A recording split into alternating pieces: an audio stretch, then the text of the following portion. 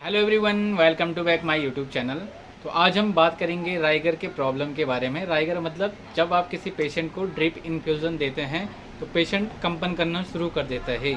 तो उस कंडीशन में आपको कौन सा ट्रीटमेंट पेशेंट को देना है, इसी के बारे में इस वीडियो पे बात करेंगे। यदि आप मेरे चैनल पे पहली बार जुड़े हैं तो चैनल को सब्सक्राइब कीजिए, लाइक कीजिए, शेयर कीजिए, साथ में बेल आइकन को प्रेस कीजिए ताकि हमारे आने वाली वीडियोज़ की नोटिफिकेशन आप तक पहुँचती रहे। तो हम बात कर रहे हैं राइगर प्रॉब्लम के बारे में। ज़्यादातर आपने देखा होगा जब आप पेशेंट किसी अपनी क्लिनिक चला रहे हैं और किसी पेशेंट को आपने ड्रिप का इन्फ्यूज़न दिया तो पेशेंट एकदम कंपन करना शुरू हो जाता है। जब तक पेशेंट को 10 बूंदें या 15 बूंदें नॉर्मल ड्रिप की चढ़ती हैं और पेशेंट घबराना शुरू हो जाता है, पेशेंट को बहुत तेज़ी से कंपन होने लगता है, जिसमें कई बार डॉक्टर भी घबरा जाता है। तो ऐसी कंडीशन में क्या करना है? तो ये सबसे पहले हम देखें कि इसके होने का कारण क्या होता है। इसके होने का मुख्य कारण होता है हमारे साइकोलॉजी। जब हम पेशेंट कुछ साइकोलॉजिकल होता है, कुछ माइंड में कुछ डर वजह से लेने से पेशेंट को ये चीज़ें होती हैं, या पेशेंट घबरा जाता है तो उस कंडीशन में पेशेंट को ये चीज़ें होती हैं।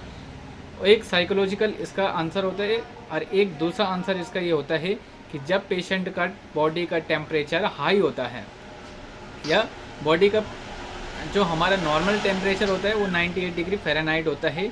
तो जब ये 98 डिग्री फ़ारेनहाइट से हमारा टेम्परेचर हाई हो जाता है, ऊपर हो जाता है, तो उस कंडीशन में जब पेशेंट को ड्रिप नॉर्मल सलाइनर कोई भी इन्फ्यूज़न का बोतल चढ़ाया जाता है तो वो पेशेंट को रिएक्ट कर देता है।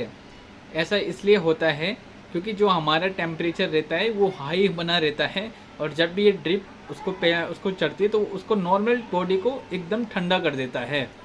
तो जब भी पेशेंट का टेम्परेचर हाई होता है तो ऐसी कंडीशन में पेशेंट को कोई ड्रिप इन्फ्यूज़न ना दें। पहले पेशेंट का जो बॉडी का टेम्परेचर होता है उस टेम्परेचर को नॉर्मल टेम्परेचर पे लाएं, 98 डिग्री फ़ारेनहाइट पे लाएं, तो तब जाके आप पेशेंट को ड्रिप का इन्फ्यूज़न दे सकते हैं।